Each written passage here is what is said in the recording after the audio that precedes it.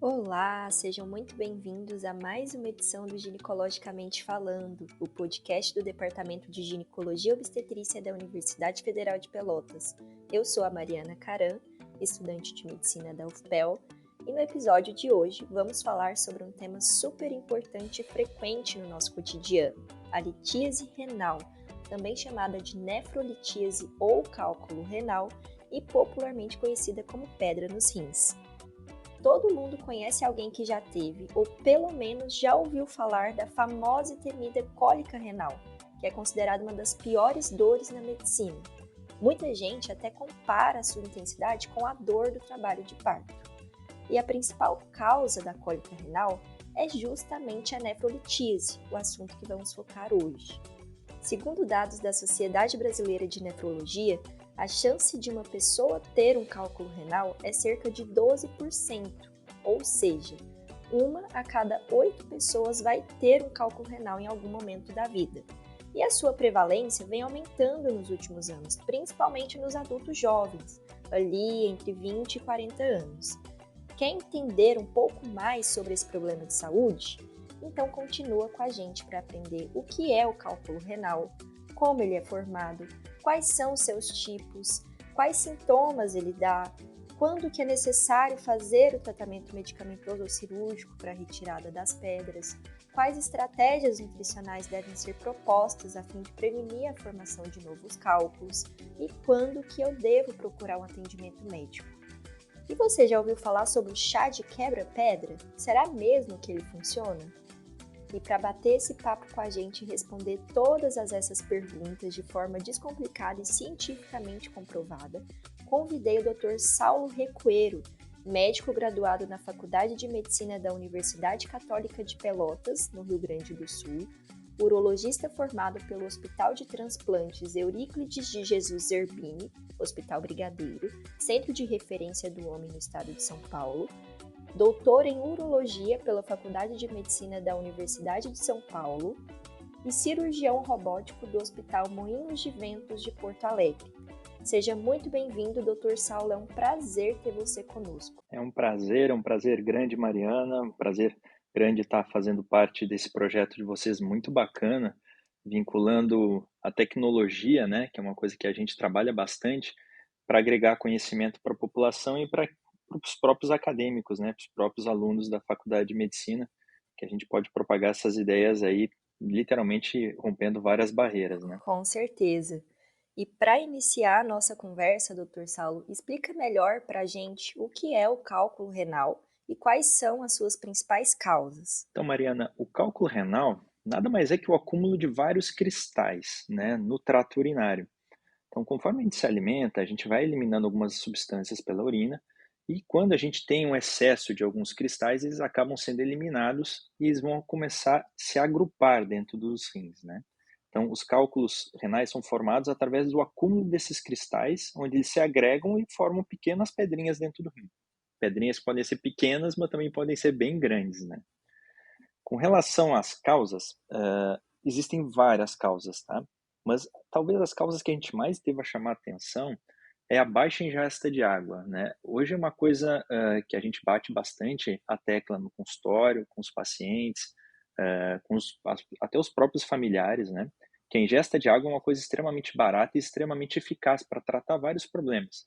E um deles é a formação de cálculos renais. Então, as principais causas que a gente tem para formar cálculo realmente é uma pessoas que tomam pouca quantidade de água. Para você ter uma ideia, o ideal é que a gente devesse ingerir em torno de 30 a 40 ml por quilo de água. Por exemplo, Mariana, quanto que você toma de água por dia? Eu geralmente de 2 a 3 litros. Que é excelente, né? Você deve pesar mais ou menos o quanto? 60, 70? Não, é 50. Então, você está tomando mais água ainda do que precisa. Então, isso é excelente, diminui bastante a incidência de cálculos. Outra coisa que faz aumentar muito os cálculos renais é uma ingestão excessiva de sal, né? Então, aqueles alimentos industrializados, que são multiprocessados, que levam um acúmulo de sódio, que é o sal, isso aumenta bastante o risco da formação de cálculos. Outra coisa que também ajuda a formar bastante cálculo na população atual é a síndrome metabólica. A gente vê muito hoje pessoas com sobrepeso, obesidade, com hipertensão, diabetes, enfim, uma síndrome metabólica bem repleta, isso aumenta também o risco de formação de cálculo nessas pessoas. E além de outras doenças genéticas, que aumentam a excreção de cálcio na urina, de oxalato na urina, doenças inflamatórias intestinais, como por exemplo doença de Crohn, a própria hiperparatiroidismo, que é aquela glândulazinha que a gente tem do lado da nossa tireoide, também faz aumentar, quando tem uma doença nessa glândula, também faz aumentar a incidência de cálculos renais, né? E até uma coisa muito comum e que o pessoal procura bastante no consultório se informar, é as infecções, né? Quando o paciente começa a ter uma quantidade grande de infecções urinárias, às vezes pode ser por cálculos também, né? E uma coisa mais rara, mas que é legal de salientar, é os pacientes que fazem uso de antirretrovirais, né? Principalmente os pacientes HIV positivos que usam indinavir ou atazanavir. Eles, por causa dessas medicações, também podem formar cálculos renais. Ou seja, tem um leque grande de causas e a maioria deles a gente consegue contornar e tratar mudando algumas medidas de comportamento, né? Nossa, muito interessante. E você tinha comentado que a formação do cálculo seria o acúmulo desses cristais, né? Então, todo cálculo seria do mesmo tipo ou existem tipos diferentes de cálculo? Existem vários tipos de cálculo. O cálculo mais comum é o cálculo de oxalato de cálcio, né, que ele pode ser o cálculo monohidratado ou dihidratado. A gente divide mais ou menos os cálculos assim, cálculos que são formados por cálcio e os cálculos que não são formados por cálcio. Né? Os de cálcio, normalmente é o oxalato de cálcio, o fosfato de cálcio, a bruxita, né? O mais comum deles disparado é o oxalato de cálcio, chega a mais ou menos 60%, 70% dos cálculos no geral. Né? E os cálculos que não são de cálcio, a gente tem os cálculos de ácido úrico, que as pessoas que têm o ácido úrico aumentado, os cálculos de cistina e os cálculos de estruvita. Esse é um cálculo bem diferente, eu só vou entrar um parênteses, que é o cálculo chamado cálculo de infecção. Ele é um cálculo que ele cresce demais nos pacientes que têm infecção urinária de repetição, principalmente quando tem pielonefrite, por uma alteração de uma bactéria que muda o pH da urina e acaba propiciando a formação desse cálculo. Ou seja, não tem um cálculo, um tipo de cálculo. Tem uma série de cálculos diferentes e cada um deles pode ter um tratamento um pouco diferente para minimizar a formação deles, entendeu? Ah, interessante. E você tinha comentado, né, sobre essas inúmeras causas que levam à formação do cálculo. Existe um perfil, assim, de paciente que é mais propenso a desenvolver essa patologia? Sim, os estudos que mostravam, até alguns anos atrás, o perfil mais comum de pessoas que formavam cálculos eram homens, sobrepeso ou obesos, brancos, entre 40 e 60 anos de idade. Esse era o perfil mais comum, ou seja, homens. Era mais ou menos 3 homens para uma mulher para a formação de cálculo, mas isso está mudando nos últimos anos. Hoje essa incidência em mulheres aumentou bastante, já está praticamente 2 homens para cada mulher, que formam cálculos, né? E também, como tu falou no início, o perfil está ficando de pacientes cada vez mais jovens. Isso se deve provavelmente, com relação aos jovens, à alimentação, um tipo de alimentação não tão bem regrada, com muitos alimentos industrializados, refrigerante, né, salgadinhos, e as mulheres pela mudança no seu agir na sociedade. Hoje a mulher, ela realmente trabalha bastante, ela saiu do âmbito domiciliar para um meio de trabalho que nem o homem era na década de 50, 60. E isso mudou, porque essa participação da mulher maior no mercado de trabalho faz com que ela acabe ingerindo menos água, né? E propicia também essas mulheres muito mais o sedentarismo e muito mais a Hum. obesidade. Aí começam a surgir os principais motivos da formação de cálculo também nas mulheres terem crescido nesse período, nessas últimas décadas. Nossa, é muito bacana esse esclarecimento. Eu nunca tinha parado para pensar por esse lado. A respeito do principal tipo, né, de cálculo que você comentou, que é o oxalato de cálcio. Já que a maioria desses cálculos são formados pelo cálcio, eu devo mudar minha dieta reduzindo a ingesta de cálcio, tipo de leite, de queijos, derivados, enfim. Tu sabe que isso é um tabu, né? Eu acho que é uma das coisas que a gente mais escuta no consultório. Os pacientes chegarem e falar: "Ah, doutor, eu até tirei o leite da minha dieta para não formar mais cálculo de rim". Isso é uma falácia. Teoricamente, hoje nenhum trabalho fala que diminuir a ingesta de cálcio vai diminuir a formação dos cálculos de cálcio, certo? Então, existem outras coisas que vão fazer com que o paciente forme muito mais cálculos de cálcio do que a falta da ingesta ou a ingesta excessiva de cálcio. Tem até um trabalho que falava que comparou assim 2 grupos de pacientes, pacientes que ingeriam menos de 400, 500 miligramas de cálcio por dia, com outros que ingeriam uma quantidade normal, que é em torno de 1.000, 1.200 miligramas de cálcio por dia. E se viu que não teve diferença nenhuma na formação de cálculo, né? Ambos tiveram a mesma porcentagem de formação. Então, isso o que nos mostrou? Que a ingesta de cálcio não muda o prognóstico do paciente em formar mais cálculos, mas o cálcio é um baita de um vilão na formação do cálculo renal, tá? Porque ele vai formar o cálculo. Mas esse cálcio, normalmente, ele é extraído do osso do paciente para filtração glomerular. E ocorre uma troca, uma delas com sódio, né, que é o sal, que seria esse sim um dos maiores vilão. É como se o sódio chegasse no rim, entrasse de volta para dentro do rim e liberasse o cálcio no trato urinário, e aí ele se junta com os demais cristais para formar o cálculo. Então, a dieta restrita em cálcio não vai prevenir a formação de cálculo para os pacientes, ou seja, não precisa baixar a quantidade de queijos que come, ou no caso, o leite que toma. Queijo é mais preocupante os queijos que têm mais sal. Esses são os mais preocupantes. Os queijos que têm menos sal são mais bonzinhos, vamos dizer assim. Mas não existe essa relação. E é uma pergunta super frequente que a gente tem até no consultório. É importante esclarecer essa dúvida, porque realmente já perguntaram para mim isso no consultório.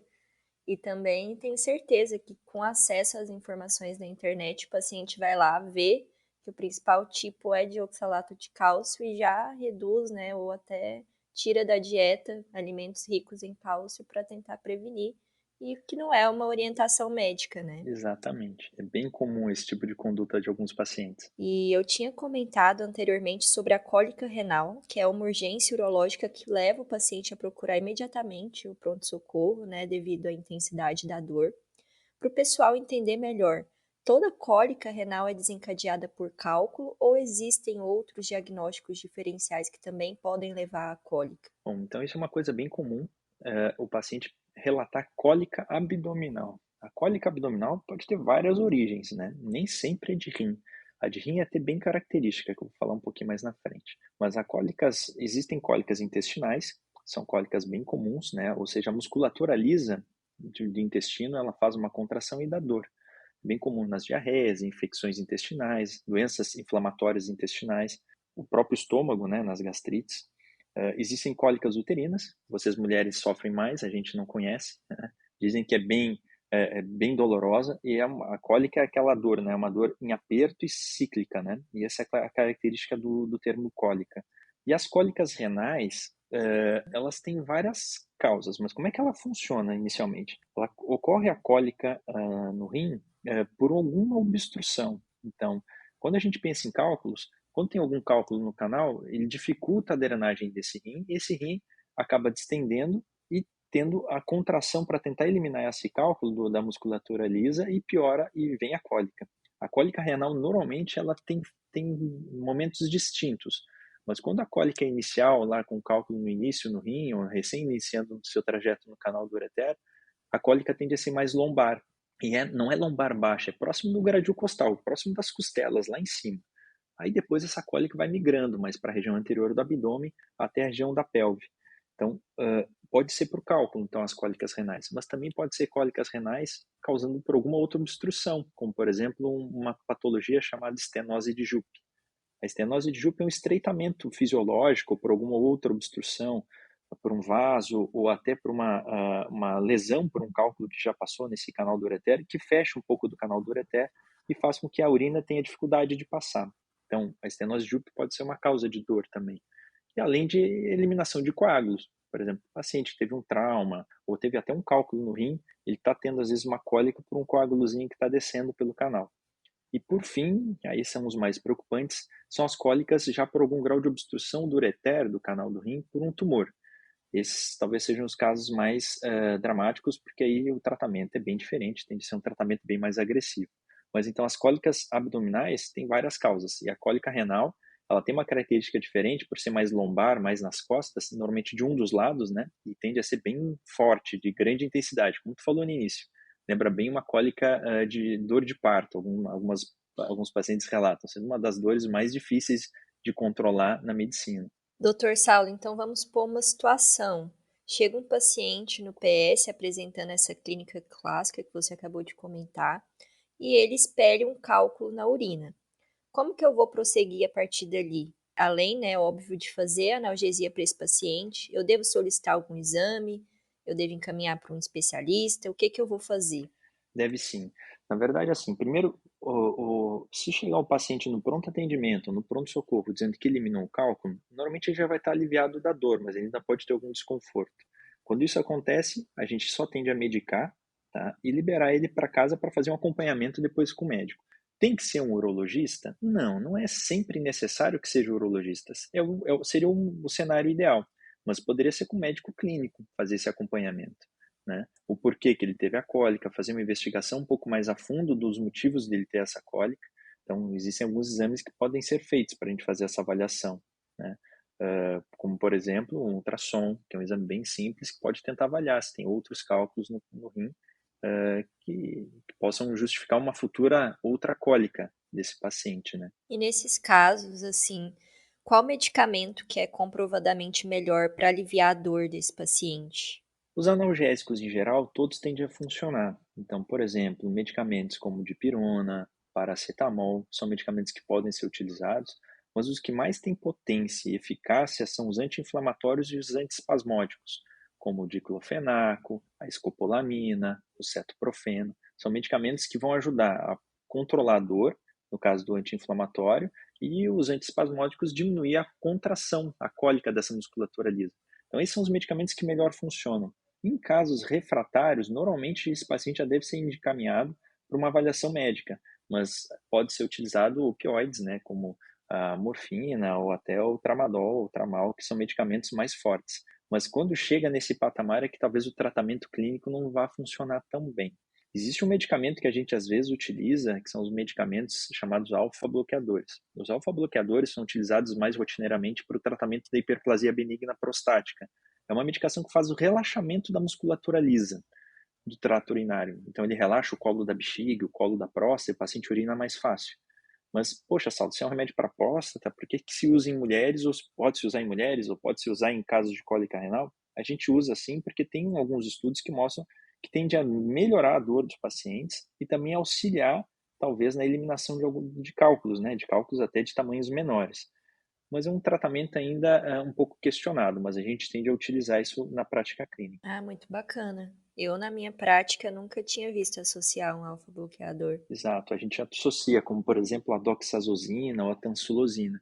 A gente acaba associando bastante numa terapia que a gente chama de terapia expulsiva do cálculo, que é um tratamento clínico para os pacientes que têm cálculos pequenos para tentarem eliminar de forma espontânea. Nossa, muito legal. E falando um pouquinho dos exames, através de quais exames a gente consegue ver esses cálculos? Existe algum que é melhor que a gente possa solicitar? Olha, o primeiro exame que deve ser solicitado para o paciente que tem suspeita de cólica renal é um exame de urina. O exame de urina é um exame extremamente simples, mas ele traz muita informação. Por exemplo, se eu pedir um exame de urina para a Mariana, que está no pronto-socorro com uma cólica abdominal, e vier sangue na urina, a maioria das vezes é microscópico, mas vier aumento dessas células de sangue na urina, fala a favor, talvez tiver que tem algum cálculo descendo. Da mesma forma, se vierem cristais na urina, né? Merece essa paciente fazer uma investigação, porque se ela tem cristais na urina, por que não, ela não tem cálculo no rim? Então, é um exame bem simples que pode ser feito inicialmente, o famoso comum de urina, né, ou EQU. Outro exame que é muito prático e fácil de fazer, que consegue visualizar e melhor até alguns cálculos, é o ultrassom.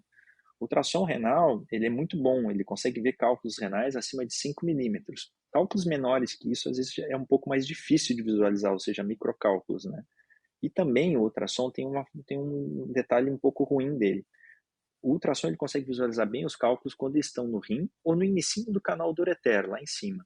Quando já está no trajeto todo do canal do ureter, praticamente abdominal, ele praticamente não consegue ver, porque tem transposição. As alças intestinais ficam na frente do ureter e o colega que faz o ultrassom dificilmente consegue visualizar um cálculo ali, né? Então, nesses casos, a gente tende a indicar um exame que é mais apurado, que é o caso do exame que é a tomografia. A tomografia talvez seja o melhor exame para visualizar cálculos do trato urinário.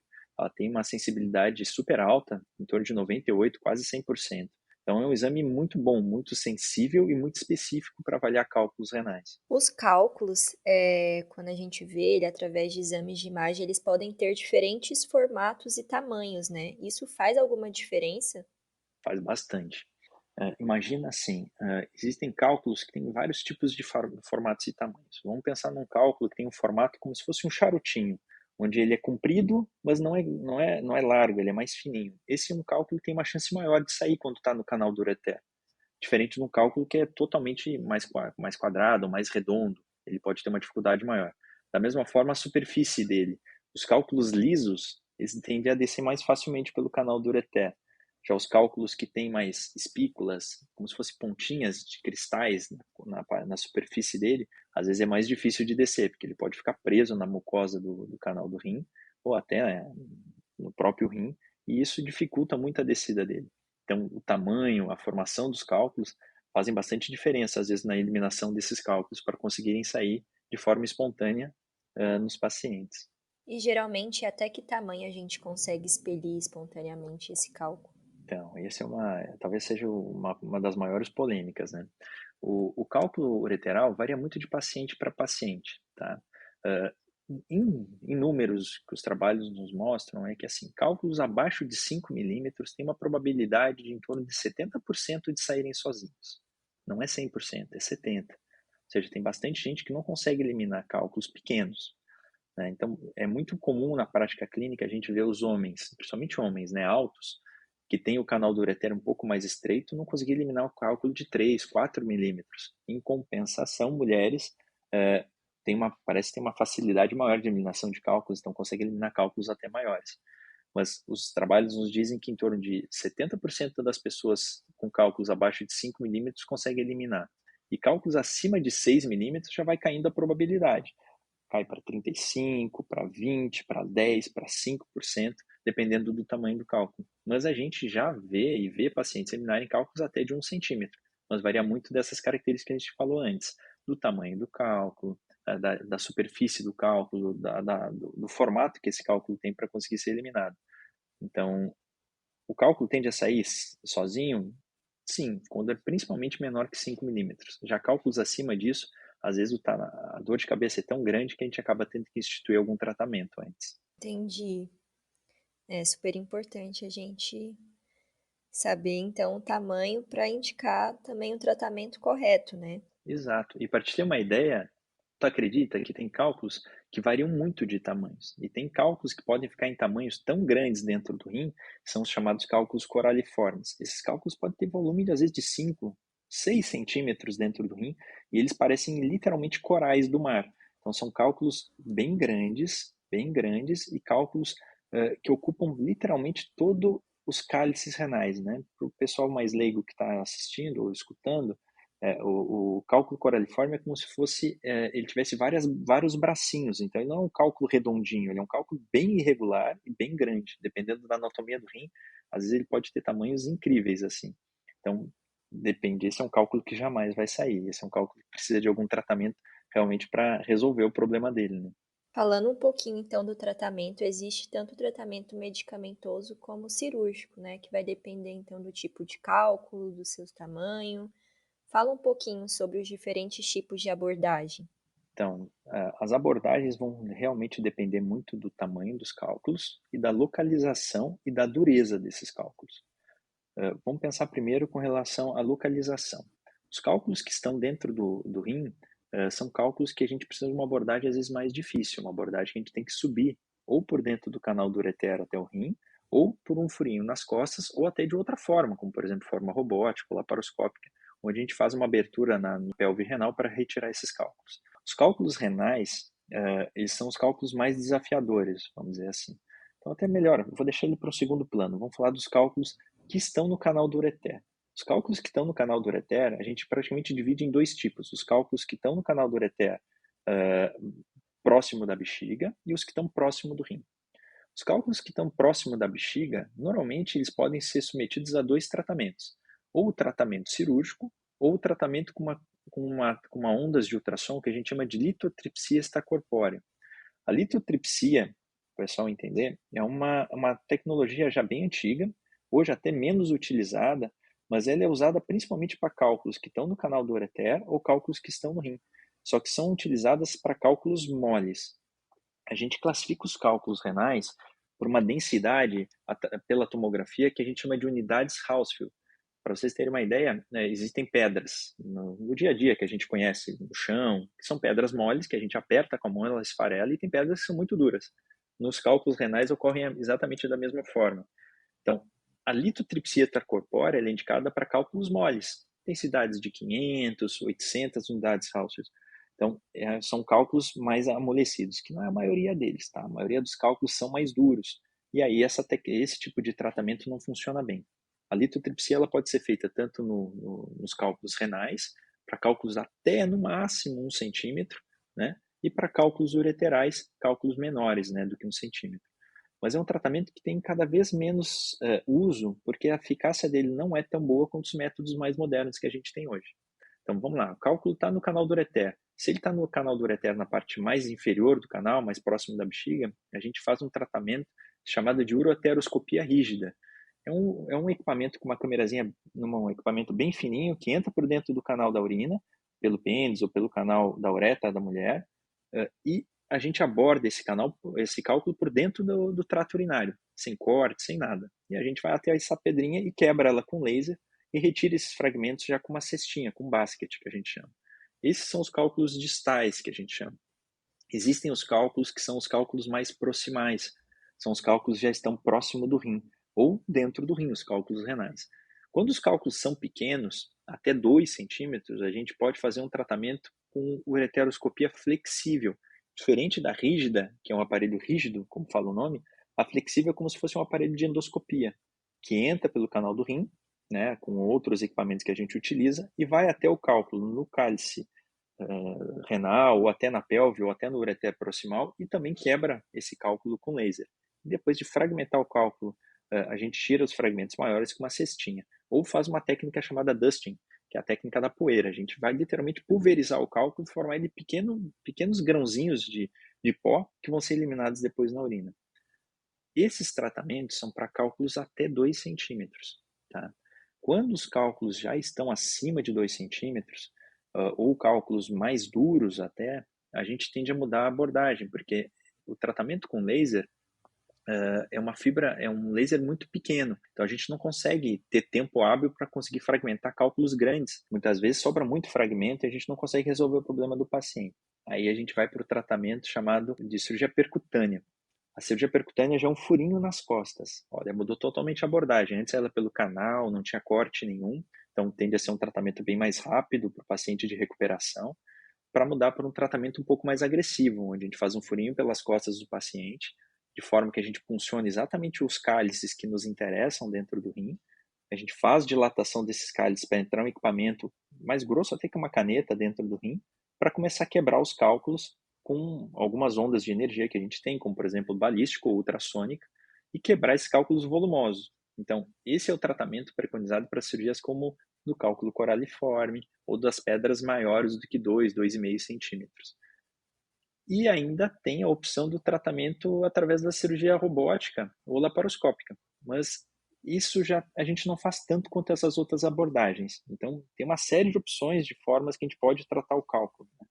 Mas a melhor opção é sempre tratar quando o cálculo é pequeno ainda, que evita os tratamentos mais agressivos, entendeu, Mariana? Exato, exatamente. Pessoal, a conversa tá muito boa, mas para o podcast se tornar uma conversa mais dinâmica e não ficar tão longo, nós vamos deixar para responder o restante das dúvidas de vocês no próximo episódio, tá bom? Então esperamos vocês. Até breve!